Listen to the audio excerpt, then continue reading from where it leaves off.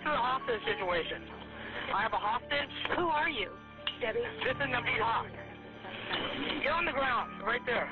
Who are you, or why are you holding her hostage? This is a hostage situation. I want these Jews to get out. Okay, where are you at right now? 2031, the Jewish Federation. Okay, are you upstairs? On 3rd Avenue. I'm upstairs. All right, let's just talk, okay? I'll be right back. Stay here with me.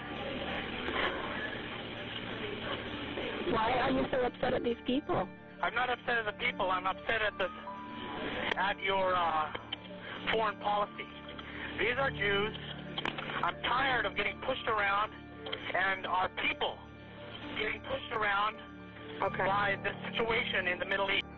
Well, I have nothing to forgive. I did the right thing. All right, Naveed. No. You should look. I got the Jews. You know. Hey. They were enemies. I've been going through with you for the last 10 years. I know you are not well, okay? Whatever, Mom. I did it purposely. No. I know, Naveed. You just need to be calm yourself. No, Mom. I did it by purpose. Stop. No. You'd be proud of me. No. Now I'm going to heaven. I'm proud of what I did. Not good. It's not good. You just not well.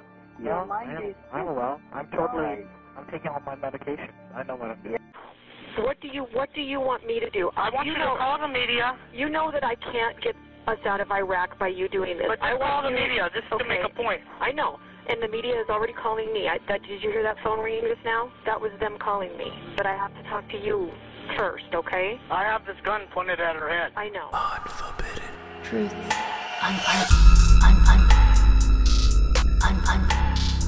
Unforbidden Truth. Welcome to Unforbidden Truth. I'm Andrew. Here's part 2 of my interview with Seattle mass shooter Naveed Haq. So when it came to your mental health, you know, the hearing voices and, you know, being pretty unstable, how was it when it came to your parents? Were your parents pretty, you know, understanding or helpful, or did they kind of just like, you know, brush things off? Like, how do you feel that they dealt with your, you know, like mental health or lack of mental health, you know, for that at that moment in time? Back then in the 90s, there was a huge stigma to mental health in the Pakistani community as well as the American community. And in the Pakistani community, they just didn't even hear about this stuff.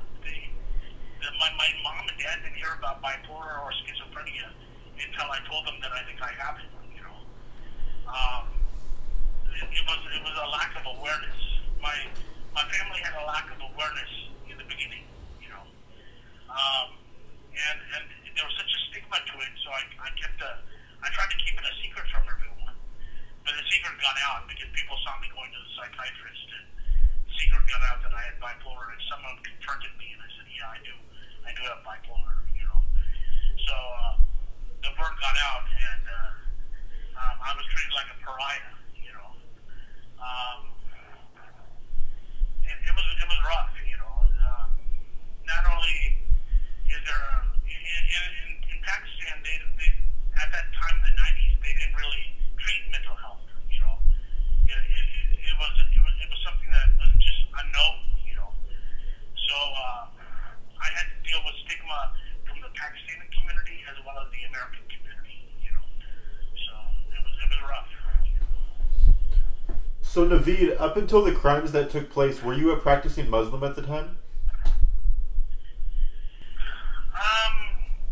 Until the crime took place, I was not a practicing Muslim in my 20s. From the age, I started drinking alcohol and smoking weed at the age of 21 in Pennsylvania and Philadelphia. And I stopped being a practicing Muslim.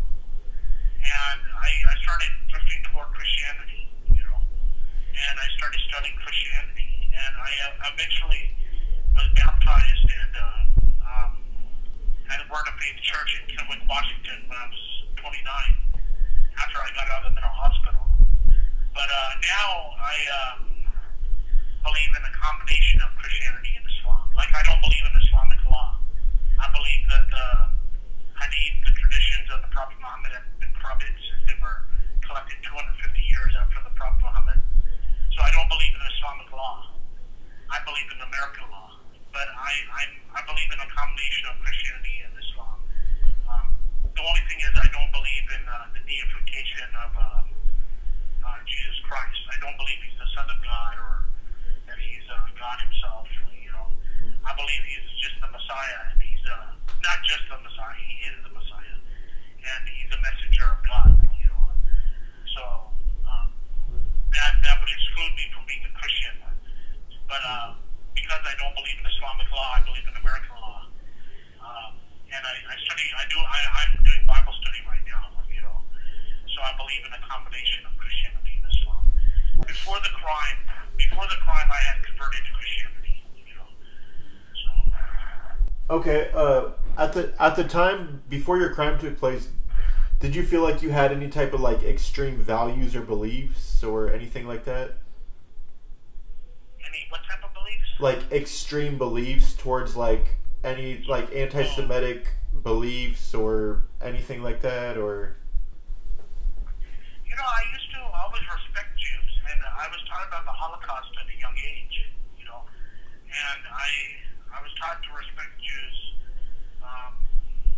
but there because of Israel, there's a rivalry in the Middle East there was a rivalry, now it's getting better, between Muslims and Jews over Israel, so there was anti-Semitism prevalent in the Muslim community at that time. It has gotten a lot better. Now a lot of Muslim countries are having peace pacts with Israel, and they're seeing Israel as a potential ally. So that same anti-Semitism that was there in the Muslim community back then is not around now. There's a little bit, but it depends on the country. Depends on the Muslim country. Right, but you yourself, but I'm talking you yourself at the time, before July 28th, 2006, did you have any type of like extreme values or beliefs towards Jewish people or any type of, religion, race or whatever at that point in time before the attack on the center? I was never extremist. I was never extremist. I was never a terrorist. I condemned 9/11, and I was an American. I grew up and was born and raised in America, and I didn't have any extreme views toward Jews, But the problem was I was on this affixer when just before the shooting, a year before the shooting, I was put on affixer. I decompensated over that year, and I misdirected my rage that the medication was giving me. I started watching CNN, and I saw Israeli planes bombing Lebanon and bombing Gaza, and there was of course the Iraq and Afghanistan war going on at the time too, and all these things made me sympathetic toward people in the Middle East, because that was where my heritage. You have 60 seconds remaining. So I misdirected my rage at Jews. I totally apologize for that. I wish it wouldn't have happened. It was just seeing all those images on TV and the rage that the medication gave me. I misdirected my rage, So.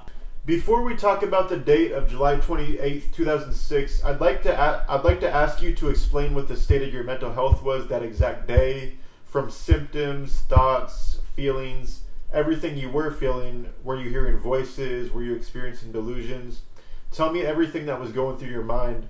Or tell me everything that was going through your head before the attack on the Jewish Federation building. Yeah, I had a big problem with voices, and a big problem with delusions. I believed by shooting up the Jewish Federation, I could alter the course of the wars in Israel, Lebanon, Israel, Gaza, and America and Iraq. I believed by going to the Jewish Federation, I could either stop the wars or somehow. It was a delusion. I had this grandiose delusion, and I was hearing voices at the time. I had a perennial problem with voices.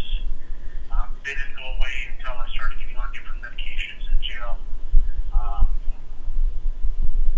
My psychosis was not as treated in the community as it is now in jail and prison.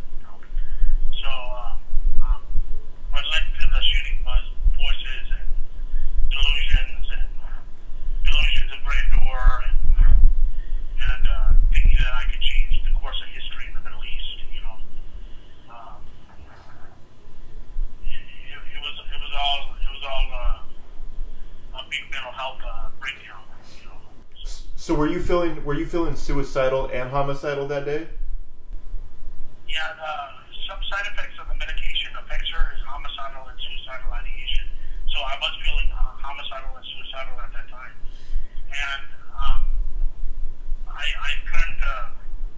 I couldn't stop myself. You know, I was asked by my therapist if I had guns. I said no. You know, I lied to him. I had guns. Then a cop pulled me over before I went into the Jewish Federation, and I could have given up my guns then. And I said no. I wanted to end my life. You know, I thought by doing the shooting, I could end my life, and it would be this life that I had that was falling apart after I was put on a Pexer. I could finally end it. You know, and I could do it by ending my life that way. I would stop the wars in the Middle East. You know, that was the delusion I had. You know. So you felt like taking people hostage in a Jewish Federation building and then killing them, then killing yourself would help, like some type of war antics, for lack of better terms. Yeah, I thought by doing that, shooting in the Jewish Federation, by taking hostages and then shooting them, and I could alter the course of the wars in the Middle East and stop them and stop all the bloodshed. You know, and you know, I believe I was sacrificing myself to stop the wars in the Middle East. You know, so it was a delusion. Right. Let's talk about the incident that took place. So the date is July 28th, 2006. Can you walk me through everything that led up to this incident, starting with how this popped into your head, then walk me through everything that followed up until it was all over with, as much as you can remember, as much details as possible? Yeah, I was homicidal and suicidal a few months before the shooting at the Jewish Federation. I had been planning to shoot up a bar in Kennewick, Washington. I had been planning to shoot up a Costco in Kennewick, Washington. I was thinking about going to Texas and driving all the way to Texas. And they were having an EPAC annual conference, American-Israeli Public Affairs, I think council, you know, or committee. They were going to have some seminar or some annual event in Texas. I was thinking about going there and shooting that place up, you know. For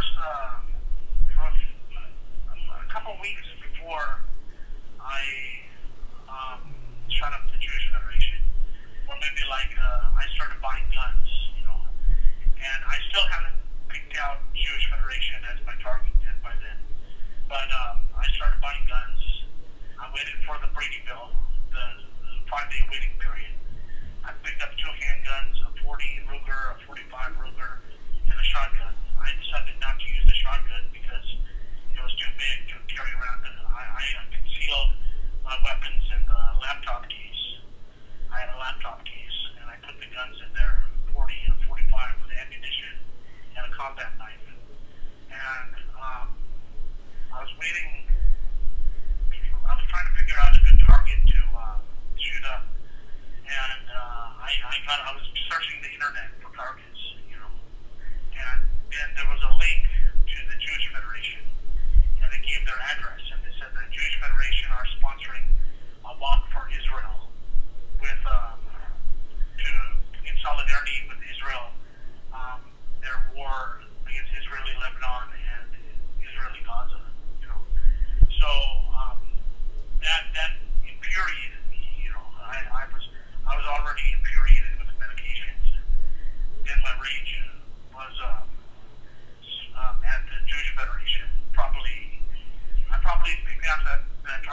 week or two before the actual shooting.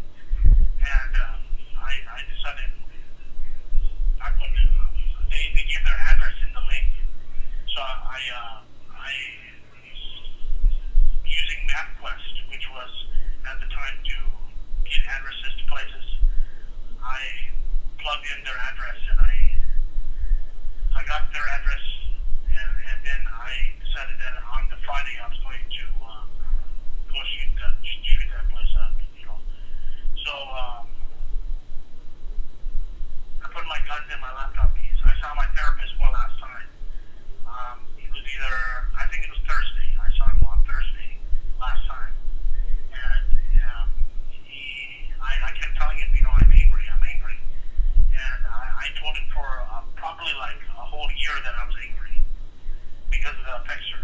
The Pixar gave me that rage. But the medication nurse kept blocking me from seeing a psychiatrist.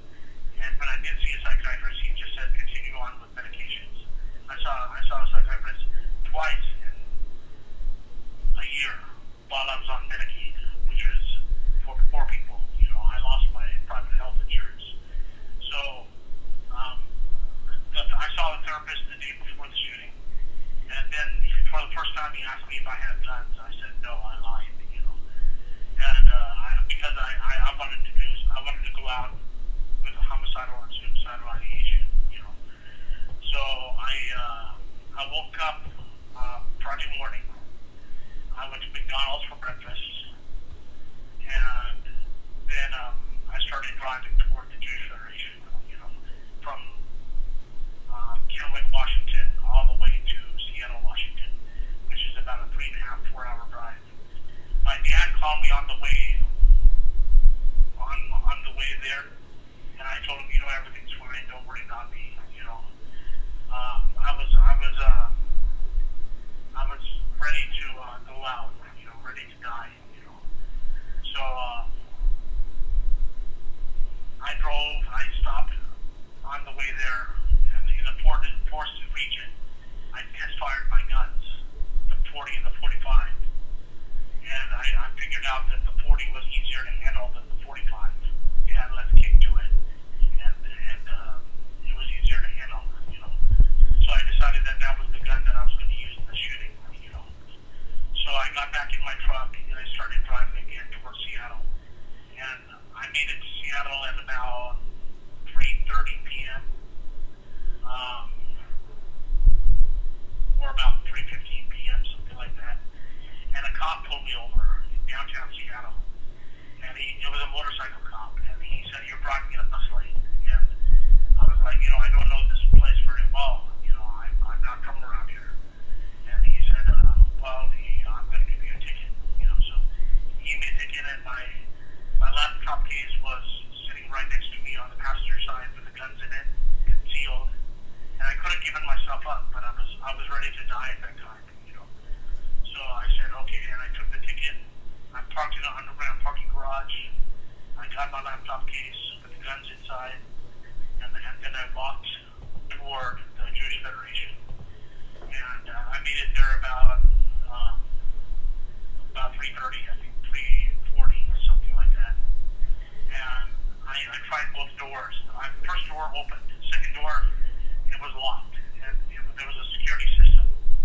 And I needed someone to let me in. So I waited. I kind of concealed myself behind a wall jutting out from another wall. And I waited there, and then a 14-year-old girl showed up. And she was the niece of one of the victims. And I put the gun to her back. I said, let me in, you know. And this is a holdup, you know.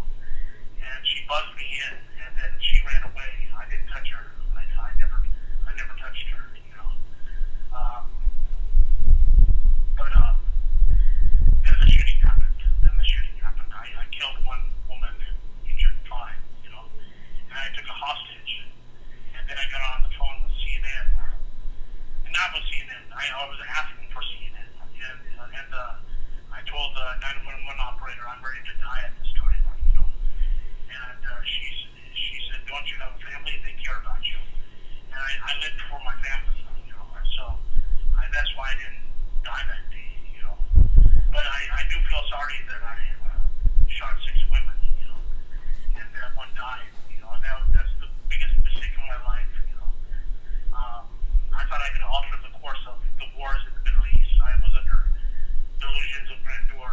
You know, so my mental health was really bad, extremely poor that day, the worst ever. You know, and I did hear some voices while I was in the building too. I heard when I shot one of the women, I heard the voice "awesome," and then when I was saw the dead woman, I heard the voice "murder." You know, and but you know, those are the only voices that I heard. It was mostly a delusional problem.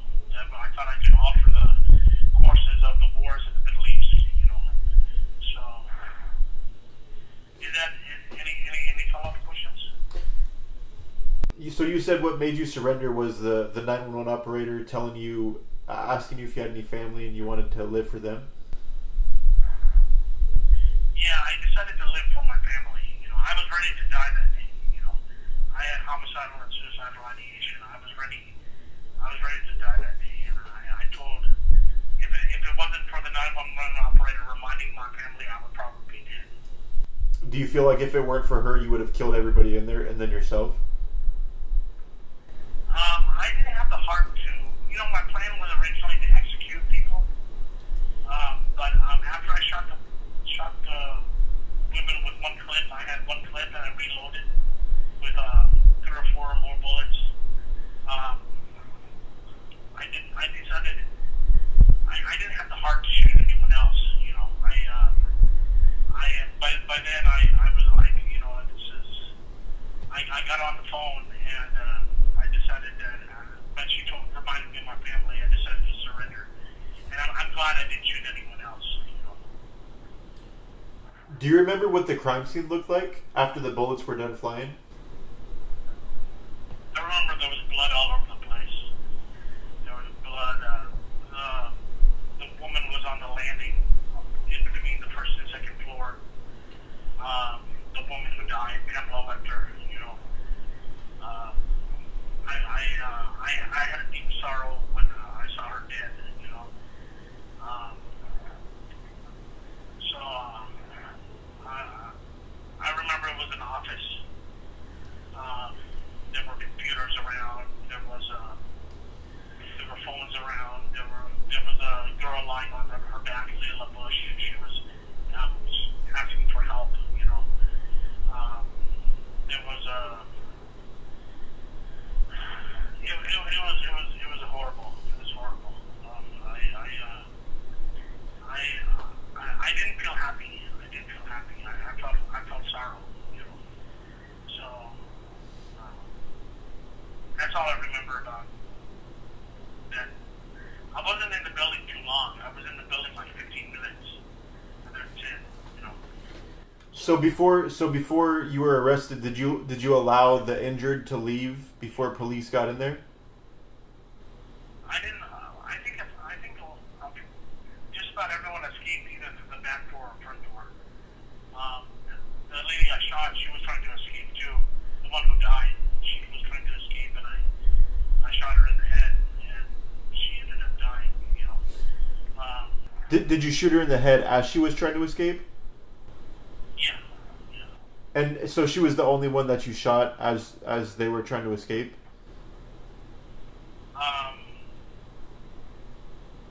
No, there was another Christina Rexroad. She was trying to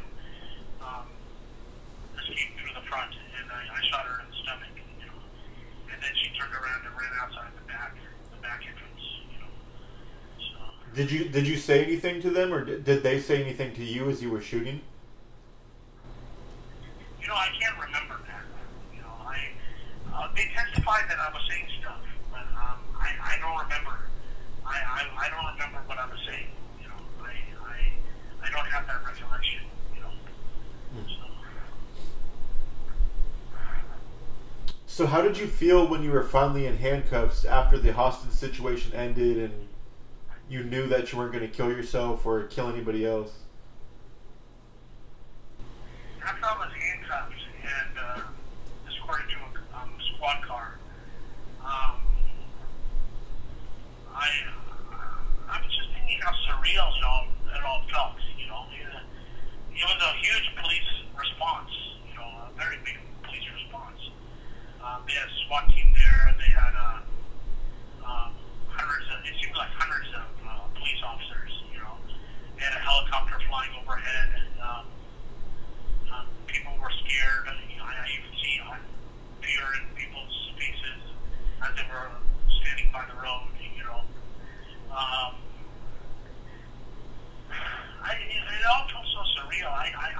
believe I was alive. Okay, and that's one thing. I couldn't believe that I was still alive. But the plan was to die. The reason I wanted to do the shooting was to die. I wanted to pass away. And when I survived it, I was like, man, I'm still alive.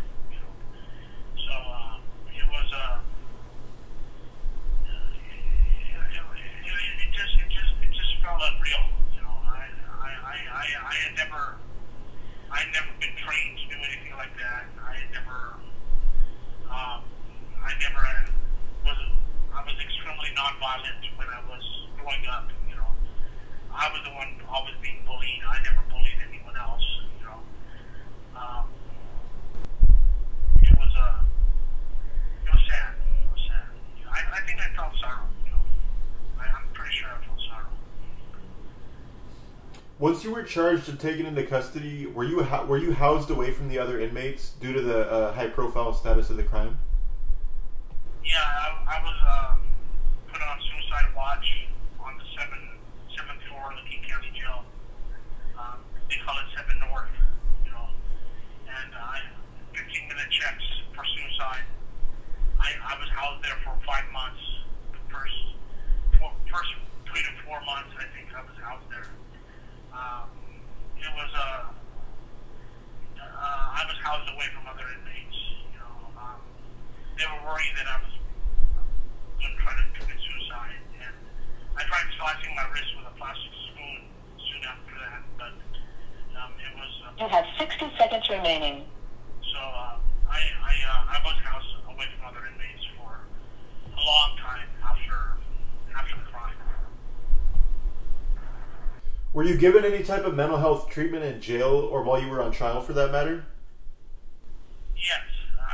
My mental health treatment starting in jail is finally I got taken off that Benefexer, and I was taken off all those old meds, and I was given new meds. Trofon for my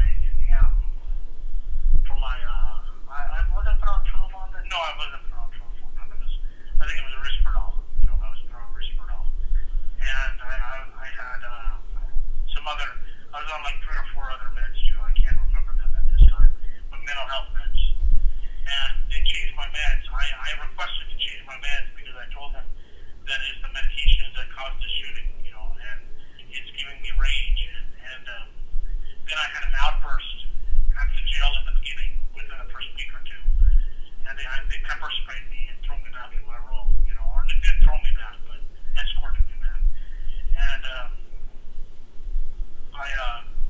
after I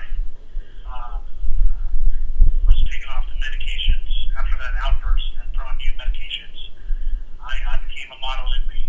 I didn't get into any more trouble in jail, and I've been pretty good in prison too.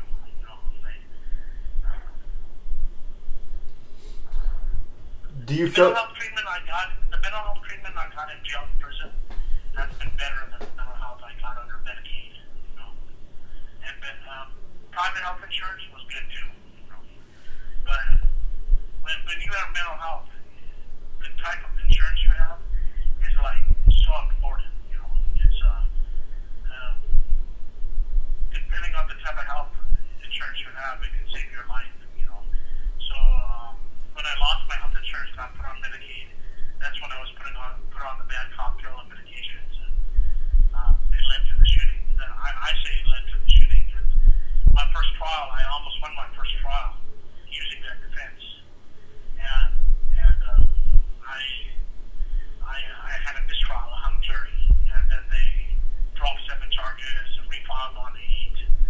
And second trial is when they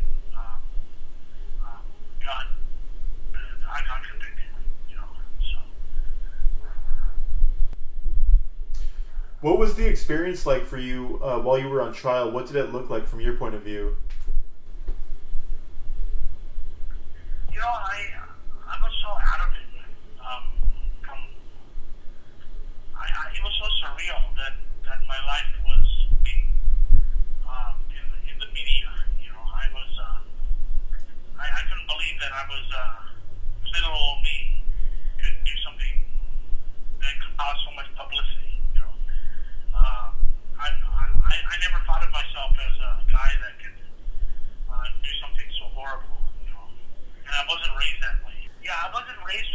violent person. You know, as I was on trial and they were talking about the violent shooting, I just couldn't believe that little old me had done something that caused so much pain and anguish and such violence. You know, I couldn't believe that I could do such a thing. And if I didn't have access to the gun, then that thing would never have happened. You know, the gun is I don't have energy to stab a person to death or anything like that. I don't have the heart to do anything like that. The gun makes violence easier. You know, so if I didn't have the gun, the shooting would not have occurred. You know, so and I bought the guns legally. You know, they didn't even check to see that I had been hospitalized twice in mental hospitals. You know, they didn't check any of it. You know, so. Naveed, after you were convicted, or before that, for that matter, did you get to address the victims' family members, or did they get to read victim impact statements to yourself? Yeah, I did read some of their victim impact statements, and at sentencing, some of them voiced their concerns, you know, and they talked about how the crime had impacted their lives. And I apologized at sentencing to my victims directly, the ones that were still there or the ones that showed up. I apologized to them directly. The shooting was just something that should not have happened. If I was given the proper medication, if I didn't lose my insurance, and I was never put on a fixer, the whole shooting would not have happened. You know. But I was convicted and given a life sentence, and so that's what I'm doing right now. You know. So, but I apologize to my victims directly at sentencing.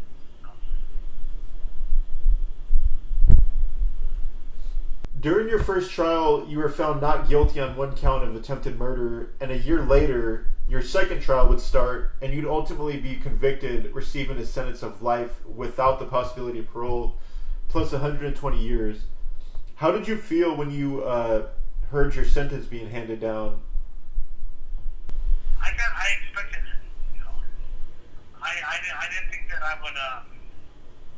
I expected it. You know, given the political nature of the crime, and how highly politicized it was, and all the publicity, I didn't think that I would get a fair trial. You know, maybe I didn't get a fair trial in their eyes, but I should be in a mental hospital. You know, I shouldn't be. I'm not very with all the problems I have.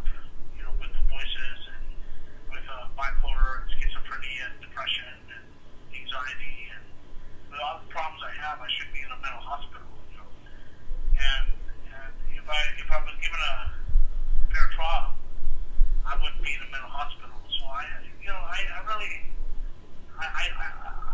was feeling pretty low, you know, after the sentence was handed out. You know, I didn't feel good about it. How do you spend your time in prison these days? I was going to the law library a lot, but I stopped doing that. I kind of lost interest in that because it seems like a dead end at this time, you know. But I meditate. I learned some Zen Buddhism meditation. I meditate for probably 30 minutes a day, 30 to 40 minutes a day. I read. I read the Bible. I read the Quran. I read. I do my Bible study. I walk the track, walk the yard, do stationary bike. That's about it. You know, I watch TV. I watch CNN. You know, listen to NPR on the radio. That's the extent of my life right now. You know, I don't really have much going on. You know. What is the mental health treatment like in the institution that you're in now? The mental health treatment is very good. I have a psychiatrist. His name is Dr. Shereen Aron, and he's extremely empathetic, and he knows that if it wasn't for my mental health, I would not be in prison. It's very obvious. If it was not for my mental problems, I would be as successful, just like my brother or just like my cousins. The mental health treatment I'm getting is good right now. It's very good. I'm on an antipsychotic named Laxopine, and I'm on Latuda, which is a antidepressant. I'm on Cogentin for side effects of antipsychotics, tardive dyskinesia. I'm trying to get on an anti-anxiety med because I still have some social phobias. So the mental health I'm getting right now is good. It's good mental health care, and that's the problem. Mental health care is typically better in jails and prisons than it is in the community. Does the prison that you're in now offer any type of rehabilitation classes or types of courses to further your education, whether you're a lifer or not? In this section of this prison, Washington State Penitentiary, we don't get too many programs. Once in a while, I took one mental health course.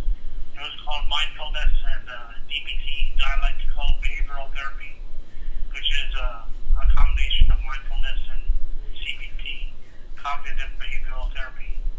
And I completed that course, and I got a certificate for it. So, but over at this prison, there's not as much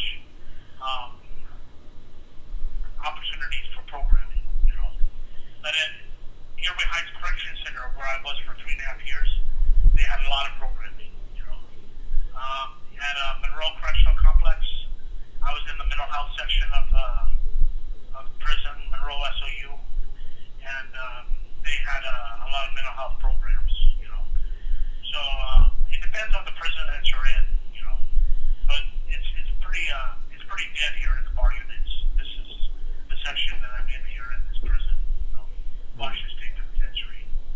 So I'm trying to move out of here, So Naveed, if you can go back in time, is there anything that you think could have been done to prevent this tragedy from happening?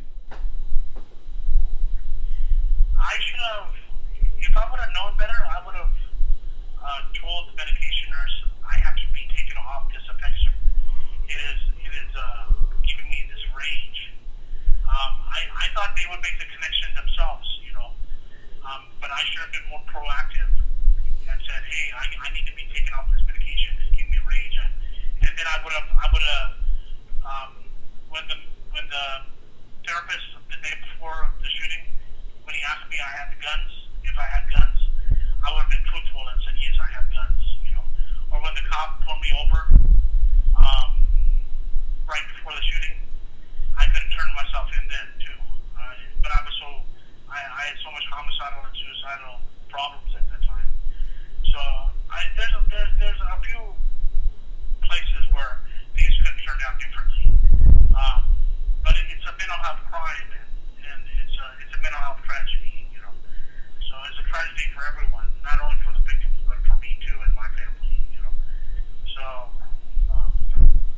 that's what all I have to say about things that could have been done differently,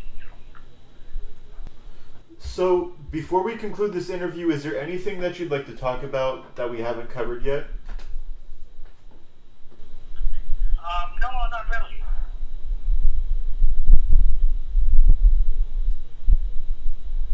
That was part 2 of my interview with Naveed Haq. Let me know what your thoughts were. To interact on Instagram, just search Unforbidden Truth Podcast. For Twitter, it's Unforbidden T. And Facebook is facebook.com/Unforbidden Truth. Thank you for listening. See you on the next one. Unforbidden Truth. I'm